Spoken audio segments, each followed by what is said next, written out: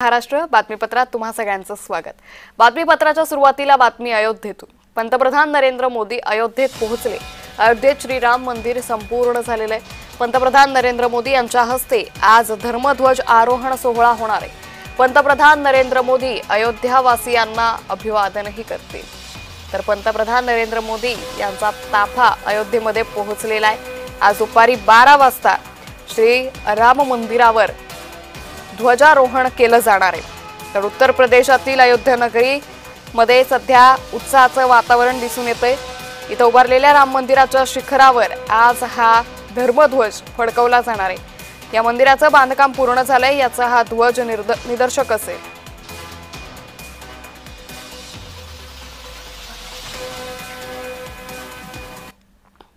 राम राम तो कह लोगे पर राम सा दुख भी सहना होगा। पहली चुनौती ये होगी कि मर्यादा में रहना होगा। मर्यादा में रहना कुछ खास नहीं कर जाना है, बत्तियां को गले लगाना है और अहंकार जलाना है।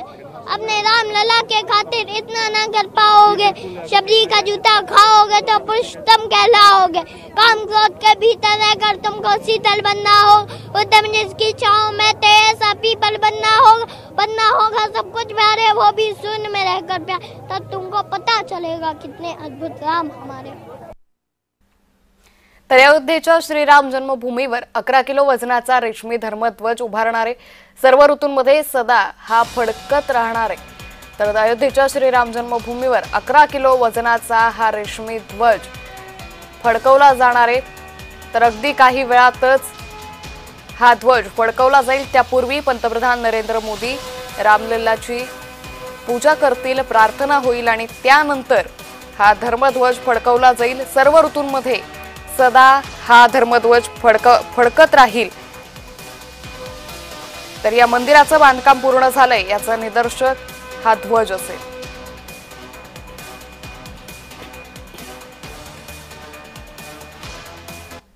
की पर्टिकुलर खासियत ये है कि ये 3 लेयर फैब्रिक में बना हुआ है और उनके ऊपर जो भी है वो राम भगवान के जो प्रतीक है वो हमने लगाए हैं ऊपर। और बनने में तो ऑलमोस्ट 25 डेज लगे इसमें। आप देख सकते हैं कि इसके ऊपर जो बॉर्डर है पूरा गोल्डन किया हुआ है, जो पूरा फैब्रिक आता है गोल्डन का वही, और अस्तर डाला हुआ है अंदर, फिर उसके ऊपर सिल्क का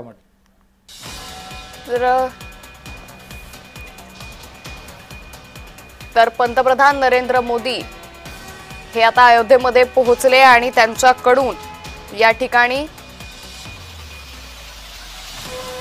पूजा ही केली जाते। त्यामुळे पंतप्रधान नरेंद्र मोदी यांचा हा दौरा खरं तर अतिशय महत्त्वाचा मानला जातोय, कारण श्रीराम मंदिराच्या गर्भगृहात जाण्यापूर्वी सप्त मंदिर असेल, महर्षी वशिष्ठ असेल, महर्षी विश्वामित्र, त्याचबरोबर महर्षी अगस्त्य, वाल्मिकी, अहिल्या मंदिरात पंतप्रधान नरेंद्र मोदी यांच्याकडून ही पूजा केली जाते। त्यामुळे एकंदरीतच पंतप्रधान नरेंद्र मोदी या सगळ्या मंदिरांमध्ये पूजा केल्यानंतर हे राम मंदिराच्या गर्भगृहात जातील। त्यानंतर त्यांच्या हस्ते या ठिकाणी पूजा होईल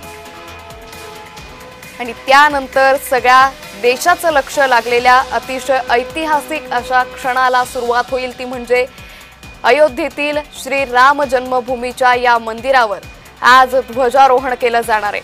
धर्मध्वज फडकवला जाईल।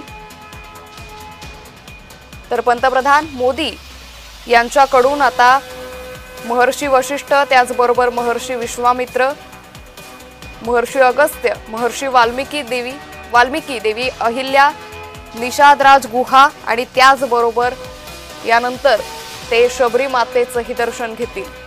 तर अगदी काही वेळापूर्वी पंतप्रधान नरेंद्र मोदी यांचा ताफा हा अयोध्येमध्ये आला होता आणि यावेळी भाविकांनी त्यांचं जोरदार असं स्वागतही केलं होतं। त्यानंतर ठरलेल्या दौऱ्याप्रमाणे पंतप्रधान नरेंद्र मोदी या परिसरामध्ये असलेले इतर देवतांची पूजा करून ते आता पुढच्या आपल्या नियोजित दौऱ्याकडे प्रस्थान करतायत। तर अयोध्येतील या दौऱ्यादरम्यान पंतप्रधान सप्त मंदिरालाही त्यांनी भेट दिलेली आहे। ज्या सप्त मंदिरामध्ये महर्षी वशिष्ठ, त्याचबरोबर विश्वामित्र, अगस्त्य, महर्षी वाल्मिकी, निषादराज गुहा आणि आता अगदी काही वेळात शबरी मातेचं दर्शनही ते घेतील।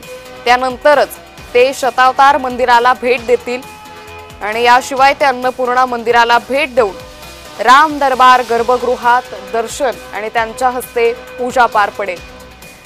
खरं तर 6 ते 8 हजार निमंत्रित या सोहळ्यासाठी त्यांना उपस्थित राहण्यासाठी निमंत्रण देण्यात आलेले।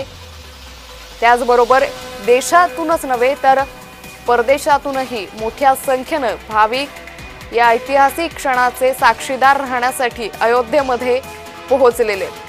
अयोध्येमध्ये रामजन्मभूमीवर उभारलेलं हे श्रीराम मंदिर आज पूर्णत्वास आलेले आणि याचाच निदर्शक असलेला हे ध्वज धर्मध्वज हा आज उभारला जातोय।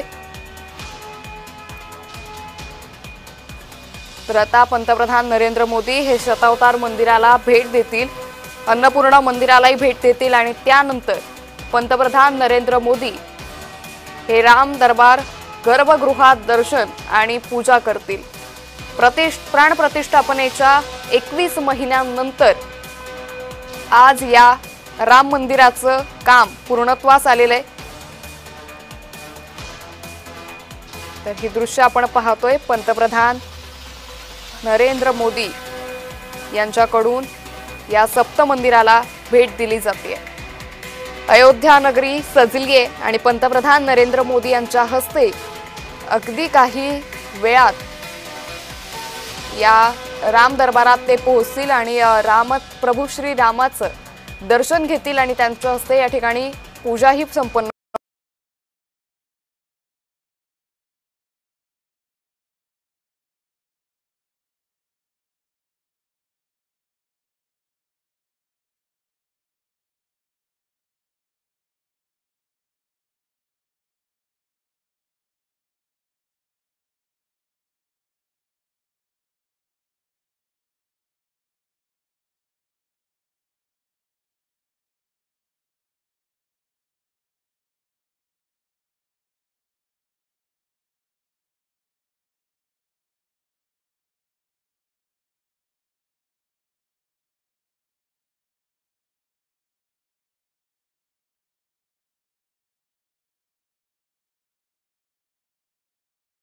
की पर्टिकुलर खासियत ये है कि ये 3 लेयर फैब्रिक में बना हुआ है और उनके ऊपर जो भी है वो राम भगवान के जो प्रतीक है वो हमने लगाए हैं ऊपर। और बनने में तो ऑलमोस्ट 25 डेज लगे इसमें। आप देख सकते हैं कि इसके ऊपर जो बॉर्डर है पूरा गोल्डन किया हुआ है, जो पूरा फैब्रिक आता है गोल्डन का वही, और अस्तर डाला हुआ है अंदर। फिर उसके ऊपर सिल्क का मटेरियल है। फिर इसके ऊपर जो भी है वो सिल्क वो जो वृक्ष है उसके अंदर भी पूरा हैंडवर्क किया हुआ है, वो सब कारीगरी है इसमें। आज ये सनातन का एक उत्थान का दिन है और ये निश्चित तौर पे ये बहुत ऐतिहासिक कार्य है जो कि स्वर्णिम अक्षरों में इतिहास में लिखा जाएगा कि आज के दिन हिंदू समाज ने अपने दम के बल पर राम मंदिर पर 500 वर्षों के बाद धर्म को ध्वजा को लहराया था। अयोध्या में दूसरी बार हमारे देश के प्रधानमंत्री नरेंद्र जी मोदी जी आ रहे हैं ध्वजारोहण करने के लिए, एक बार उद्घाटन करने के लिए। 530 साल से हम लोग विवादित था ये सनातन धर्म का, ये हिंदू राम जन्मभूमि, उसका निवारण हमारे कलयुग में जो अवतार लिए हमारे नरेंद्र मोदी और हमारे मुख्यमंत्री बाबा आदित्यनाथ जी, जो जोगी भी हैं, मुख्यमंत्री भी हमारे यहाँ के, उनका कोट कोट आभार है। राम जी के चरण शरण में उस भव्य दिव्य नभ मंदिर के निर्माण के बाद शिखर पर जब भगवा ध्वज आज देश के यशस्वी प्रधानमंत्री जी, माननीय उत्तर प्रदेश के यशस्वी मुख्यमंत्री पूजनीय योगी आदित्यनाथ जी महाराज और संघ प्रमुख माननीय मोहन भागवत जी के नेतृत्व में जब वो भगवा ध्वज लहराएगा तो पूरा दुनिया सनातनमय हो जाएगा। कोणत्याही मंदिराचं पूर्णत्व हे झाल्यानंतर, बांधकाम वगैरे पूर्ण झाल्यानंतर धर्मध्वज हा त्याच्यावरती फडकवण्याची ही आपली पुरातन परंपरा आहे।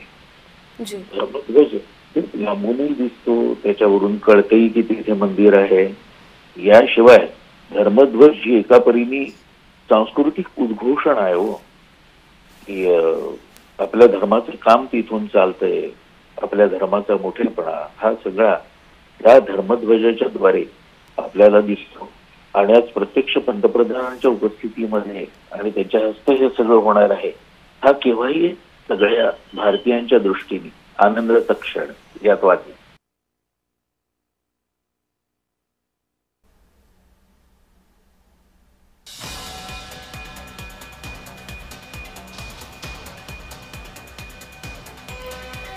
आज हा ध्वजारोहण समारंभ, हा उत्सव साजरा केला जातोय. या ध्वजारोहण सोहळ्यासाठी आमंत्रित 6 ते 8,000 अतिथींसाठी विशेष अशी आसन व्यवस्था करण्यात आलेली आहे.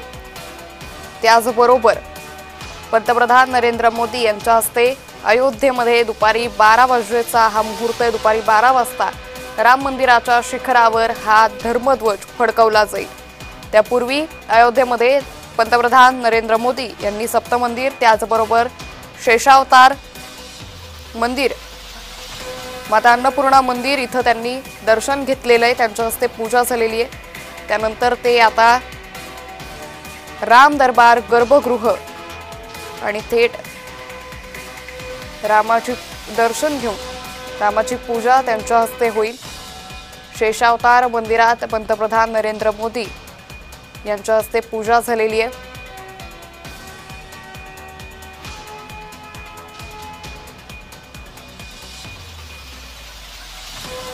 हरे ओम आनो भद्राः क्रतवो जन्तु विश्वातो दब्धासो अपरेतास उद्वेदाः देवानो यथा सादमिद्रेदे आसन्न प्रायो रक्षितारो देवे देवे देवानां भद्रासु मतिर्वेदो यथा देवानागुं रातिरविनो निवर्तताम् देवानागुं सख्यमुपसेदिमा वयं देवाना आयुः प्रतिरन्तो जीवसे तान् पूर्वय निविदावो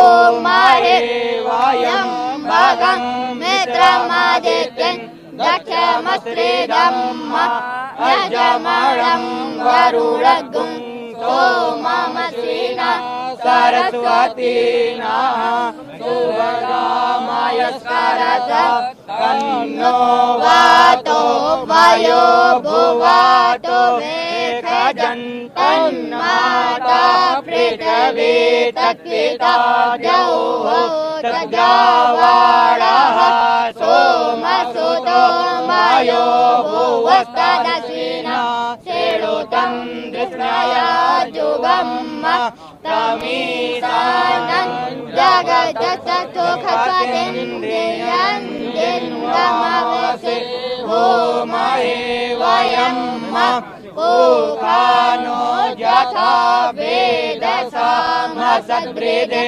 रक्षिता पायुरादवः स्वस्ताये स्वस्ति न इन्द्रो वेदस्रवाः स्वस्ति नः पूषा विश्ववेदाः स्वस्ति नस्तारिक्षो अरिष्टनेमिः स्वस्ति नो बृहस्पतिर्दधातु वृषदस्वा मारुताः प्रश्निमातरः सुभञ्जवानो विदधे कुजगमयः अग्निर्जिह्वा मनवः सूरचक्षसो विश्वेनो देवा अवसागमन्निः भद्रं कर्णेभिः सेणुरामदेव भद्रं पश्येमाक्षभिर्यजत्राः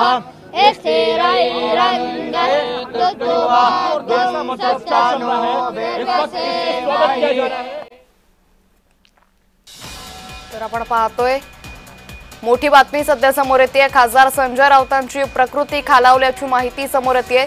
दुर्धर आजारानं संजय राऊत आजारी आहे. गेल्या काही दिवसांपासून त्यांच्यावर उपचार सुरू आहेत आणि त्याचबरोबर संजय राऊतांच्या भेटीला आता उद्धव ठाकरे गेल्याची माहिती समोर येते.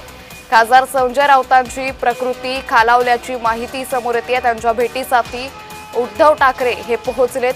तर गेल्या काही दिवसांपूर्वी संजय राऊतांची प्रकृती खालावल्यानं त्यांनी जाहीर केलं होतं की ते 2 महिने समाज माध्यमांपासून प्रसार माध्यमांपासून दूर राहतील। मात्र बाळासाहेबांच्या स्मृतिदिनी त्यांच्या स्मृतीस्थळावर ते आजारी असतानाही दिसून आले होते। ते आले होते, त्यांनी बाळासाहेबांना अभिवादन केलं। मात्र आता खासदार संजय राऊतांची प्रकृती खालावल्याची माहिती समोर येते। दुर्धर आजारानं संजय राऊत हे पीडित आहेत आणि आता त्यांच्या भेटीसाठी उद्धव ठाकरे गेल्याची माहिती समोर येते। संजय राऊतांच्या तब्येतीची उद्धव ठाकरे यांच्याकडून विचारपूस केली जाते।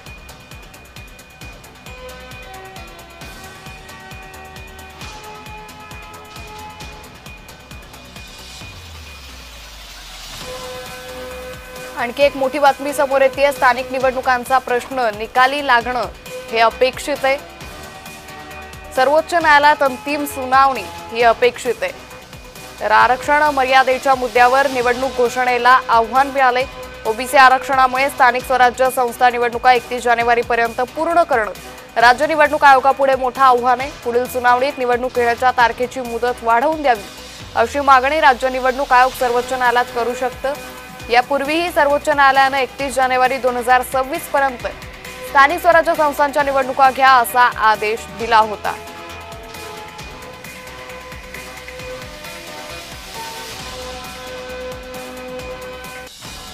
आणखी एक मोठी बातमी। टीईटी पेपर फोडल्याप्रकरणी महेश गायकवाडला अटक करण्यात आल्याची माहिती समोर येते। कोल्हापूर पोलिसांकडून एकूण 18 जणांना अटक करण्यात आलेली आहे। तर या प्रकरणी 18 जणांना अटक करण्यात आलेली आहे। कोल्हापूरमधून आपण ही बातमी पाहतोय।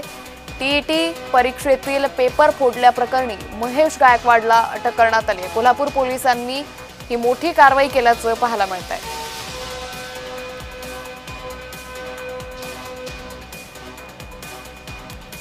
आणखी एक मोठी बातमी। महिला पोलिसाचा अपघातात जागीच मृत्यू झालाय, तर पती जखमी असल्याची माहिती आहे। भरधाव चारचाकी अनियंत्रित झाल्यानं हा अपघात झाला। देवरीजवळील राष्ट्रीय महामार्गावरची ही घटना समोर येते। तर महिला पोलिसाचा दुर्दैवी मृत्यू झालेला आहे। गोंदियामधून ही बातमी। देवरीजवळील राष्ट्रीय महामार्गावरची ही घटना समोर येते। यामध्ये या महिला पोलिसाचे पती हे जखमी असल्याची माहिती आहे। त्यांच्यावरती सध्या रुग्णालयात उपचार सुरू आहे। मात्र महिला पोलिसाचा यामध्ये जागीच मृत्यू झालेला आहे। भरधाव चारचाकी अनियंत्रित झाल्यानं हा अपघात झालाय। देवरीजवळील राष्ट्रीय महामार्गावरची ही घटना सध्या समोर येते। आणखी एक मोठी बातमी। हिंस्र पिटबुलकडून बालकावर हल्ला करण्यात आलाय। नवी दिल्लीत झालेल्या घटनेचा सीसीटीव्ही हा समोर आलाय। हिंस्र पिटबुल पाळण्यावर बंदी असतानाही मात्र नियमभंग करण्यात आलाय। त्यामुळे आता हा नियमभंग करणाऱ्यांवरती काय कारवाई होते हे पाहणं अतिशय महत्त्वाचं ठरेल। तर नवी दिल्लीतून ही घटना सध्या समोर येते। नवी दिल्लीमध्ये हिंस्र असा पिटबुल पाळण्यावर बंदी असतानाही नियमभंग करण्यात आलाय। त्यामुळे आता पुढील कारवाईकडे सर्वांचंच लक्ष लागलेलं आहे।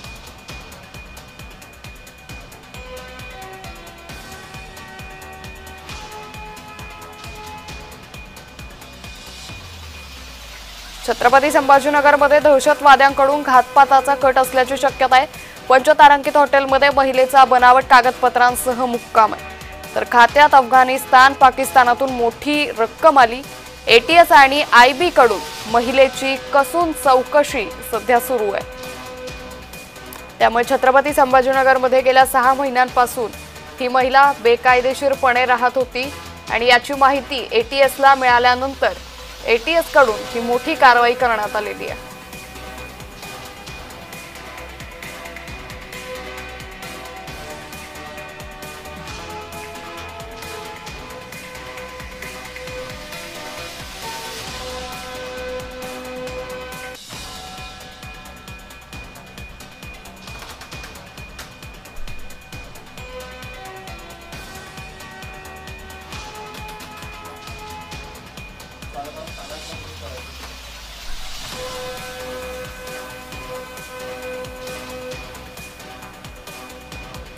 मोठी बातमी वर्ध्यातून. वर्ध्याच्या खुर्सापार जंगलात वाघांची दहशत ही दिसून येते. वनविभागाला 30 डिसेंबरपर्यंत जेरबंद करण्याची परवानगी आहे. वाघाला पिंजऱ्यात अडकवण्यासाठी वनविभागाचे कर्मचारी प्रयत्नशील आहे. वर्ध्याच्या गिरड खुर्सापार परिसरात वाघांची चांगलीच दहशत आहे. वाघांना पकडण्यासाठी वापरलेल्या 10 जनावरांचा आतापर्यंत फडशा पाडलाय. तरीही हा वाघ वनविभागाच्या हाती लागला नाहीये. वाघाला 30 डिसेंबरपर्यंत जेरबंद करण्याची मागणी केली जाते.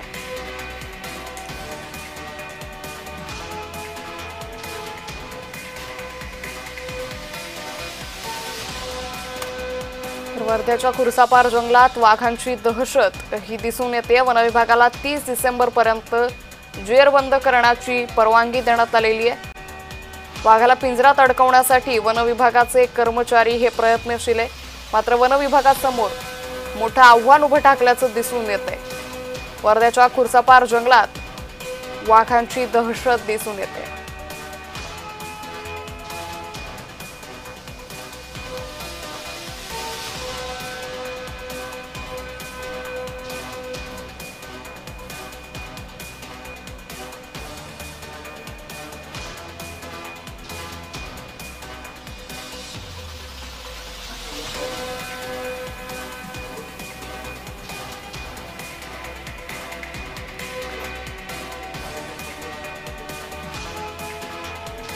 तर वर्ध्याच्या खुर्सापार जंगलात वाघांची दहशत दिसून येते. वनविभागाला 30 डिसेंबरपर्यंत जेरबंद करण्याची परवानगी ही देण्यात आली आहे.